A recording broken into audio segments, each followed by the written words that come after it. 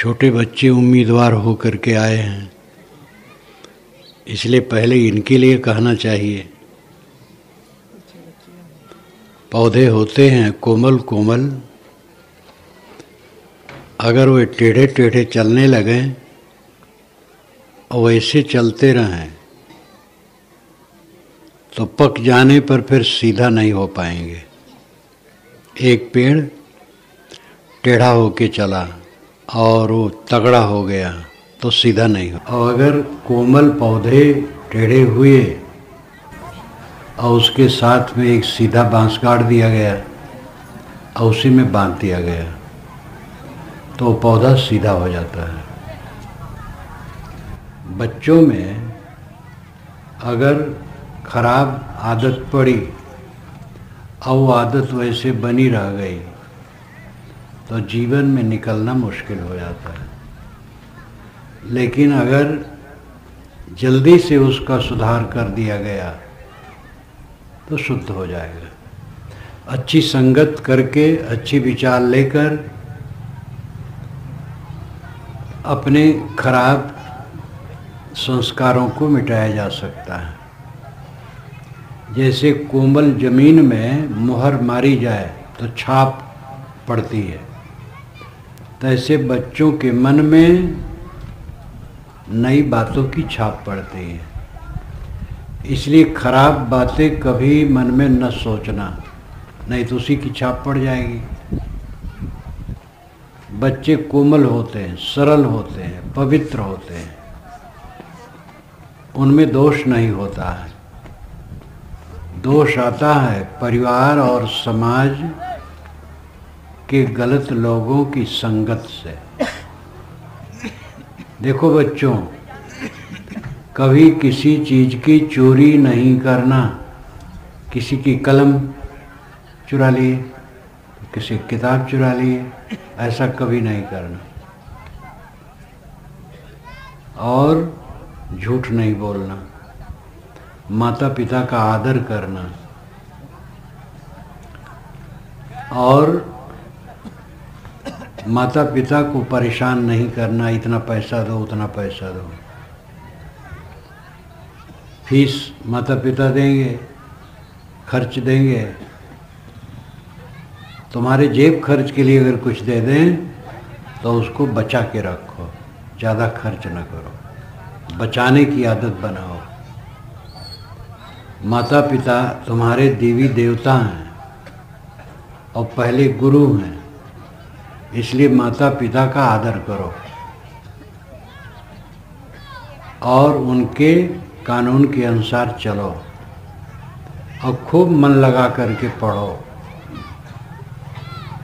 पढ़ाई का समय इसमें खूब मन लगाओ, पढ़ो। और घर में तुम्हारे धर्म की पुस्तकें हों तो उसको भी थोड़ा थोड़ा पढ़ा करो, उसमें तुम्हें अच्छी बातें मिलेंगी। संयम से रहो, अपने मन को खराब न करो। जब उम्र बढ़ती है तो धीरे धीरे खराब का समय आता है, पहले से सावधान रहो। और अध्यापक गुरु है, उसका आदर करो। तुम लोगों में भी कोई गुरु बनोगे तो यही चाहोगे तुम्हारा आदर हो, तो अपने गुरु का आदर नहीं करोगे तो तुम्हारा आदर कैसे होगा। इसलिए अपने गुरु का आदर करो और मन लगा करके पढ़ो। ये थोड़ी बात मैंने इन हरे ड्रेस में आए हुए बच्चों के लिए कही, अब सबके लिए कहूँगा। साहब ने कहा है, कहो अमर कासो लागा, चेतन हारा चेत सुभागा। अम्बर मध्य दिसे तारा, एक चेता एक चितवन हारा। जो खोजो सुवहमा नाही, सो तो आही अमर पद माही। काई कबीर पद बूझे सोई, मुख हृदया जाके एक होई। अमर, अमर, आत्मा अमर है।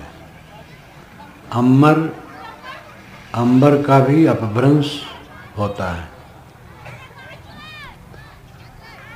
कहो अमर कासो लागा, अय अमरात्मा तो किससे लगा है?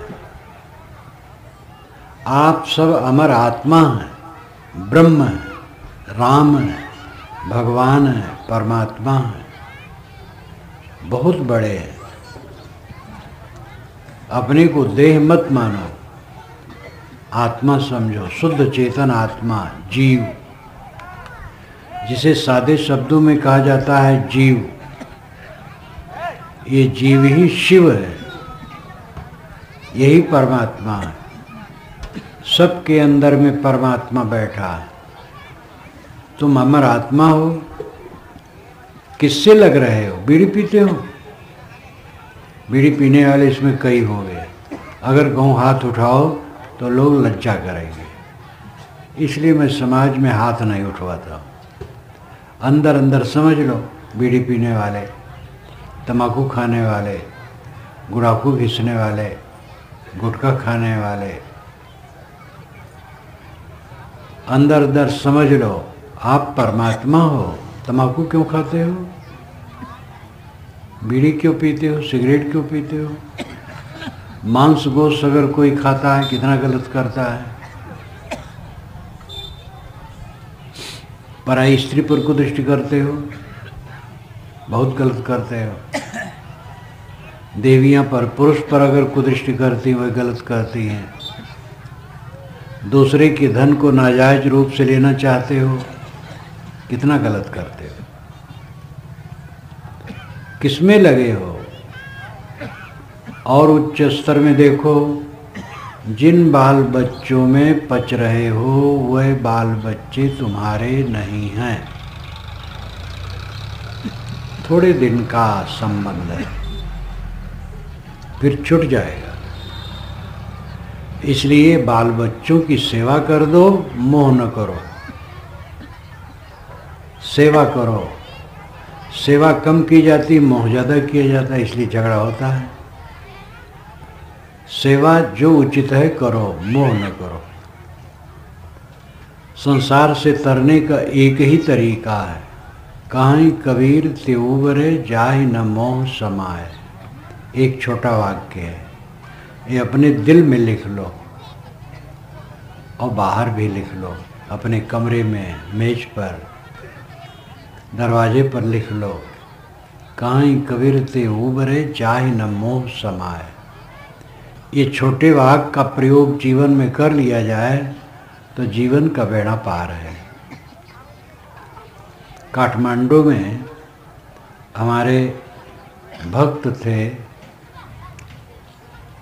मीन बहादुर थापा, वे जज थे, फिर वहाँ के सुप्रीम कोर्ट के जज हुए, फिर वहाँ राजा के उस यानी जजों के ऊपर जो वो मुकदमा होता था कि कोई आदमी फांसी की सज़ा हो गई, आजीवन कारावास हो गया, तो अब अप्लाई करता कि क्षमा कर दिया जाए। तो वो जज जो उसमें एक से अधिक होते हैं और निर्णय ले करके फिर राजा से भी आज्ञा ले करके क्षमा भी कर सकते हैं। उसमें वो हुए, ऊंचे से ऊंचे स्तर में गए। वो जज थे, तो उनकी मेज पर श्री विशाल साहब की बाणी पड़ी थी, जगत में रह के करिहो काह। ये भवयान में एक शब्द है जिसकी हेडिंग है, जगत में रह के करिहो काह। जगत में रह करके क्या करोगे? तो एक मौक्किल जिसका मुकदमा था वो सामने खड़ा था, देखा, पढ़ लिया, कहा हुजूर इसको मुझे देंगे, मैं नोट कर लूँ? कह ले लो। तो उसने नोट किया, जगत में रह के करिहो कहा। तो जज साहब ने कहा कि पूरा शब्द नोट कर लो। कि नहीं साहब, पूरा हो गया। उसके पश्चात तो कचहरी में नहीं आया, कोई नहीं देखा उसको। फिर लोग अनुमान करते हुए विरक्त हो गया। जगत में रह के करिहो काह, जगत में रह करके क्या करोगे? लड़ाई करोगे, झगड़ा करोगे, मोह करोगे, बैर करोगे, काम वासना में उलझोगे, क्रोध में, लोभ में, मोह में, चिंता में, उद्वेग में, अशांति में। क्या करोगे? जगत में रह के करियो का? एक पंक्ति का उसने आदर किया और जीवन बदल गया। अगर अपने जीवन को हम बदलें तो थोड़े में बदल सकते हैं। प्रेरणा ले लें और बदलें। कहाँ कबीर ते उबरे जाए न मोह समाए। केवल यही अपने जीवन में उतार लें तो जीवन बदल जाएगा। जिस परिवार को अपना मानते हो वह आपका नहीं है। जिस घर को अपना मानते हो आपका नहीं है। जिस मठ को अपना मानते हो आपका नहीं है। जो कुछ मानते हो आपका नहीं है। वो व्यवहार है, एक सपने की तरह। 4 दिन का व्यवहार है, फिर सब मिट जाएगा। रोज रोज गाढ़ी नींद में जाते हो तब कुछ ख्याल रहता है? ध्यान दो। जब गाढ़ी नींद में जाते हो तो अपने देह का ख्याल नहीं रहता है। देह ही भूल जाते हैं और देह के साथ सारी चीज़ें भूल जाती हैं। सारा संसार मानो गायब हो गया। और जब शरीर छूट जाएगा सदा के लिए गायब हो जाएगा। इस बात पर क्यों नहीं ध्यान देते हो? आजकल में सब खो जाएगा, कुछ रहेगा नहीं। किसके लिए पाप करते हो? किसके लिए मन खराब करते हो? कौन आपका मित्र है और कौन बैरी है? न कोई मित्र है न बैरी है। अपने मन को समता में लाओ। कहो अंबर कासो लागा। एक वाक्य ये तीर की तरह है। अय अमर परमात्मा, कहाँ लग गए हो? आप शुद्ध बुद्ध निर्मल हो। आप में दुख नहीं है, संताप नहीं है, पीड़ा नहीं है। और पीड़ा में लग गए हो, उलझ गए हो, गंदगी में लग गए हो। चेतन हारा चेत सुभागा। तुम सौभाग्यशाली हो, उत्तम मानव हो, विवेक संपन्न मानव हो और चेतने योग्य हो। इसलिए चेत जाओ, जग जाओ। चेतन हारा चेत सुभागा। असौभाग्यशाली चेत जा। चेतने मतलब क्या है? जग जाना, सावधान हो जाना, खराब रास्ता छोड़ देना, गलत काम छोड़ देना, गलत सोचना, गलत बोलना, गलत करना छोड़ देना। गलत क्या है? अपने मन को विकारी बनाना, ये गलत है। काम क्रोध लोभ मोह में मन को उलझाना गलत है। दूसरे को कटु कहना गलत है। दूसरे का अहित करना गलत है। चेत जाओ। अंबर मध्य दिसे तारा, एक चेता एक चतवन हारा। अंबर आकाश। आकाश के बीच में तारे दिखते हैं। वहाँ कोई देवी देवता भगवान नहीं, परमात्मा अंदर में है। पलटू साहब ने कहा है कि घट में है जगन्नाथ, पूरब खोजन जाते। जगन्नाथ धाम पूरब है और वहाँ जाते हैं उड़ीसा के छोर में, समुद्र के किनारे। और वहाँ पत्थर की पिंडी पाते, जगन्नाथ नहीं मिलता। वो घट ही में जगन्नाथ है। अपने घट के अंदर में जगन्नाथ को देखो।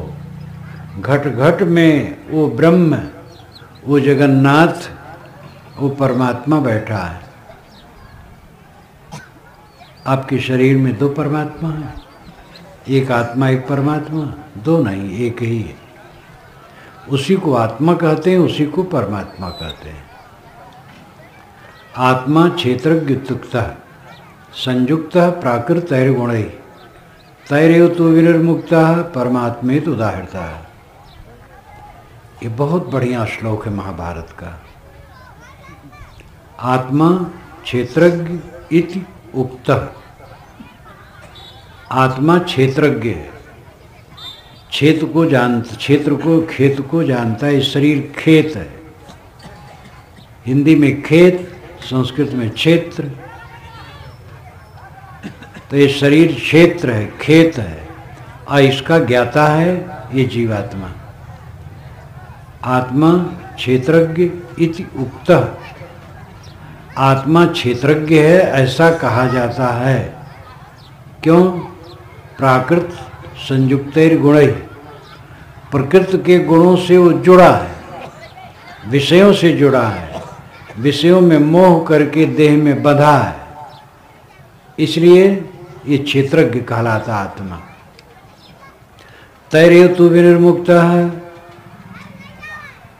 उससे जब विनिर्मुक्त हो जाता है, पांचों विषयों से जब छूट जाता है, परमात्मेति उदाहृतः। परमात्मा इति उदाहृतः, परमात्मा ऐसा कहा जाता है। सरल अर्थ हुआ, विषयों में फंसा हुआ ये देह में बंधा आत्मा है, और जब देहाशक्ति छूट गई तब ये परमात्मा है।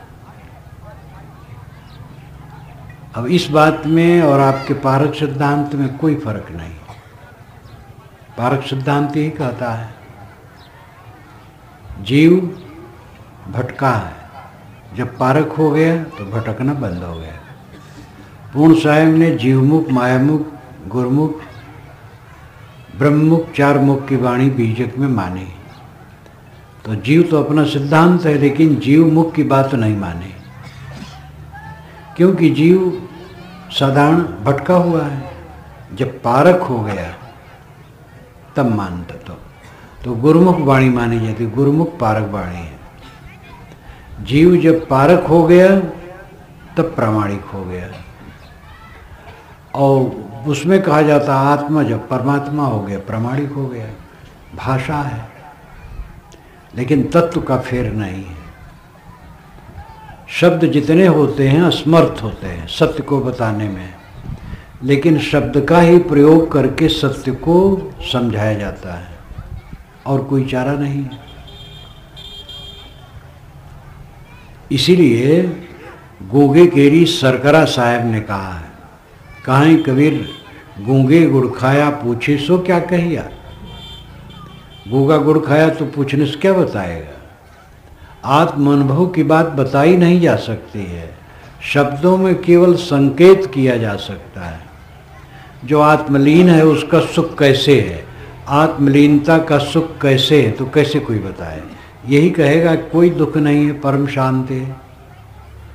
मान लो आपके सामने कोई रसगुल्ला रखा और रसगुल्ला खा रहे हैं, कोई पूछा इसकी मिठास कैसे है, तो आप कहेंगे बहुत बढ़िया, बहुत मीठी, यही तो कहेंगे।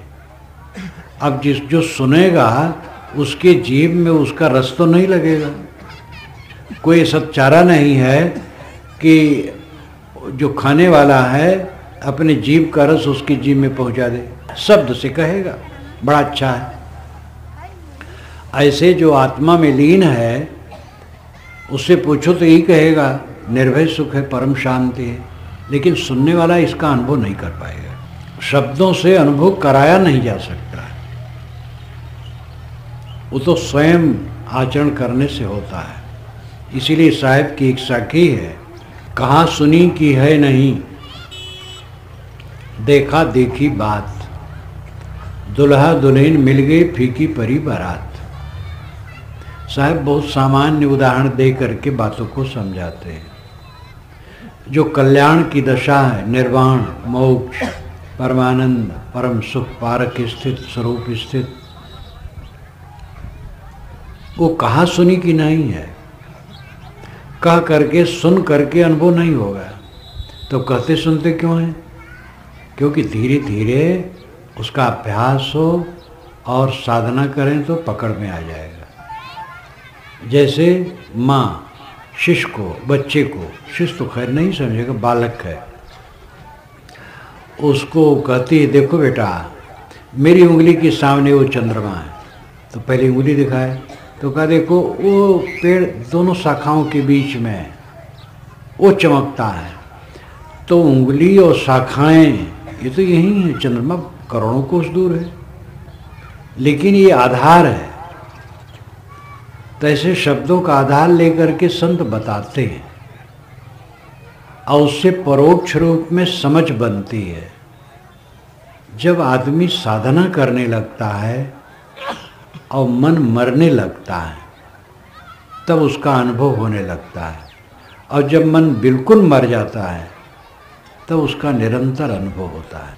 तो साहब कहते कहाँ सुनी की है नहीं, ये अंतिम बात कहाँ सुनी की नहीं है, देखा देखी बात। देखा देखी का मतलब, अब देखा देखी भी शब्द आंख से देखने को गया, लेकिन इसका अर्थ है आत्म साक्षात्कार, अनुभव। जिसका मन शांत है, भूत भविष्य की कल्पना नहीं करता है, देखे सुने भोगी की बात नहीं सोचता है, शांत निर्विकल्प, वो देखा देखी का जगह है, अपरोक्ष अनुभव। कहाँ सुनी की है नहीं, देखा देखी बात। तो उदाहरण देते हैं साहब, दुल्हा दुल्हन मिल गए फीकी परी बारात, ये आपके अनुभव का विषय है। बारात देखते रहते हैं, जाते रहते हैं, स्वयं भी सब आप दुल्हा बने हैं, ये बच्चे अभी नहीं बने हैं। जो बच्चे न बनना चाहें वो न बनेंगे, बड़ा कठिन है न बनना, हाथ पैर रंगाने का बड़ा मन होता है तो आप लोग दुल्हा बने खुद जानते हैं। बारात जा रही है, आजकल तो बड़ी बड़ी बारात सजती, पहले छोटी बारात होती थी, लेकिन बाराती तब भी जो बन सकता था अपना अच्छा कपड़ा वपड़ा पहन के जाते थे।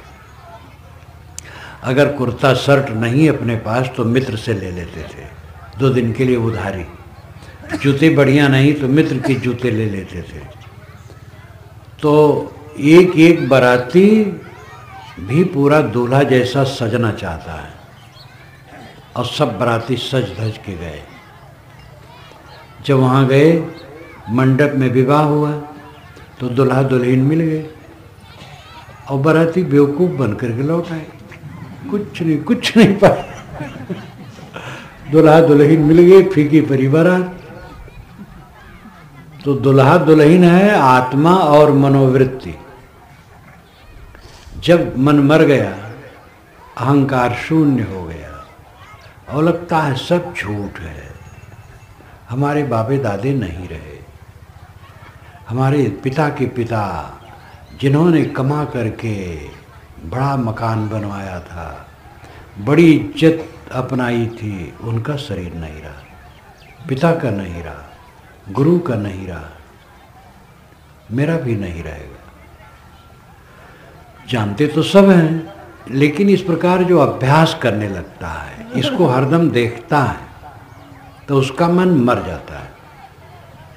मन मर जाने का मतलब अहंकार शून्य हो जाता है। एक मन मरना तो ये भी है, निराश हो गया, क्या कहूँ, मेरा कोई नहीं है, पत्नी कहा नहीं मानती है, लड़के भी कहा नहीं मानते हैं, मेरा जीवन क्या होगा, बड़ा दुख है, ये मन मर गया तो ये तो विनाश है। लेकिन विवेक से मन मर गया, मन में तृष्णा ही नहीं रही, कुछ कामना नहीं रही, तो दूल्हा दुल्हन मिल गए। दूल्हा है आत्मा, दुल्हन है मनोवृत्ति, मनोवृत्ति आत्मलीन हो गई, फीकी परी बारात। बारात तत्व प्रकृति है, शरीर, शरीर में तत्व प्रकृति सब फीकी, आँख नाक कान जीभ चाम के विषय फीके, सब फीके, संसार फीका है। सेमल के फूल और फल देखने में बड़े बड़े फूल होते हैं, सेमल का वृक्ष मैं देखा हूँ, पूरा बसंत में लाल लाल फूलों से ढक जाता था, और फिर उसमें फल भी मध्य दर्जे के बड़े बड़े आते थे, लेकिन जब वो पकते और चिटकते तो उसमें रुई निकलती सूखी, कोई रस नहीं। सारे संसार की चमक दमक ऐसे है, कुछ सार नहीं। जिन युवक और युवतियों को चमकते देखो आज, थोड़े दिन में बूढ़े होते देखो। जिनके चेहरे को देख करके देखते रहने का मन होता, आज उनकी तरफ देखने का मन नहीं होता। खटाई की तरह सूख गए। आंखें कमल की तरह थीं, अब बैठ गईं। मुंह बड़ा सुंदर, अब दांत उखड़ गए, कुआं की तरह हो गया। सब बेकार। ये 4 दिन की चांदनी में क्या रखा है? फीकी परी बारात। जो अंतर्मुख हुआ उसका बाहर सब फीका हो गया। अमर मध्य दिसे तारा।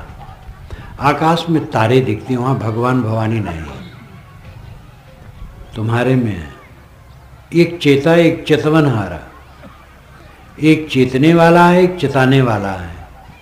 गुरु शिष्य की यही परंपरा है। जो खोजो सो वहां नहीं, जो तुम खोज रहे हो तारा में नहीं है, चांद सितारों में नहीं है, लोक लोकांतर में नहीं है।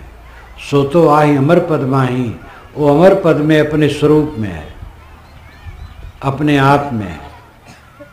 कहीं कबीर पद बूझे सोई, मुख हृदय जाके एके हुई। इस मोक्ष पद को वो समझेगा जिसके मुख और हृदय में एक बात होगी, सत्य। और मुख कछु और हृदय कछुआना, सपने हुकाऊ मोह नहीं जाना। जिसके मन में कुछ है और मुख में कुछ है, वो स्वप्न में भी आत्मा को नहीं समझ सकता है। अपने आत्मा को पहचानो, अपने आप को पहचानो। आप स्त्री पुरुष नहीं हो, बालक वृद्ध नहीं हो, ब्राह्मण शूद्र नहीं हो, काले गोरे नहीं हो। आप शुद्ध चेतन आत्मा हो, ब्रह्म हो, परमात्मा हो, राम रूप हो। क्यों दुखी हो ये दुनिया की बातों को लेकर के? बेकार की बात। अभी एक सज्जन का फोन आया, उनका कई वर्षों से रिटायरमेंट है और 70 से ऊपर होंगे, चल रहे होंगे। बड़े मज़ेदार आदमी हैं, हमें फ़ोन करते रहते हैं। कहो भाई कैसे फ़ोन किए? कहे साहब बस जब दुख आता है आपकी याद करता हूँ, तो कभी तो यादें करके रह लेता हूँ, लेकिन कभी मन होता बात कर लो। हमके क्या दुख है? कहे बस घर का खटपट। हमके क्या खटपट? कहे 2 बहुएँ हैं, वो खटपटाती हैं।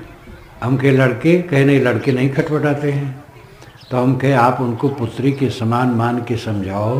कहे मैं तो पुत्री की तरह मानता हूँ और वही भी मुझे मानती है, लेकिन आपस में लड़ती है। तो कहे मैंने कहा आपकी पत्नी समझा दे। कहे साहब पत्नी पुराने ज़माने की और आज की वो दोनों ग्रेजुएट हैं तो उनको कैसे समझाए? अहंकार बढ़ा चढ़ा है। ये पढ़ाई लिखाई भी, धमतरी के एक प्रोफेसर थे, तो उन्होंने व्यंग में एक कहानी लिखी थी। तो हर बात में वो कहे महिला मैं मैट्रिक पास हूँ, तो अहंकार करे मैं मैट्रिक पास हूँ। तो ये कहानी 50 वर्ष पहले लिखी गई थी, आज तो मैट्रिक का कुछ महत्व रही। निर्मल साहब कहते थे भिलाई के, कहें मैट्रिक पास हूँ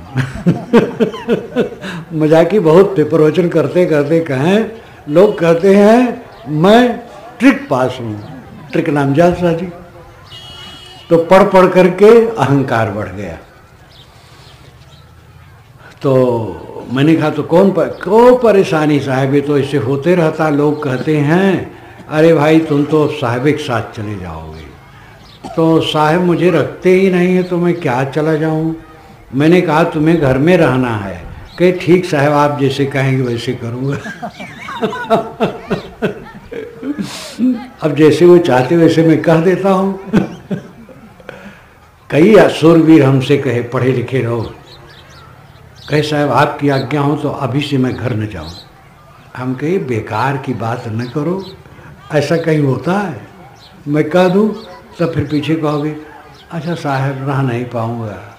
हुआ भी ऐसे, एक ने कई बार कहा साहब आप कहें तो मैं बस घर छोड़ दूँगा। तो एक बार मैंने ऐसे ही मजाक पे कहा, अच्छा ठीक है, तो अब कब छोड़ोगे? तो सब पका गई। तो कुछ दिन के बाद कही, साहब न छोड़ पाऊँगा। हम कहे, तो तुम्हारी इज्जत मैंने रखी। तो ये कोई वैराग, साहब आपकी आज्ञा हो तो मैं घर छोड़ दूँ। किसी को मैं आज्ञा देता हूँ? मुझे भी मेरे गुरुजी ने आज्ञा नहीं दी थी घर छोड़ने के लिए। ये तो स्वयं की बात होती है। घर छोड़ो मत, घर में रहो। देखो हम भी घर में रहते हैं, ये घर ही तो है। शरीर का मोह छोड़ना है शरीर में रहते रहते, तो घर का मोह घर में रहते रहते छोड़ना है। जहाँ जो है रहें, मोह छोड़ें। मोह छोड़ करके सबकी सेवा करें, प्रेम से रहें और शांति से जीवन व्यतीत करें। मैं अपनी वाणी को विराम देता हूँ।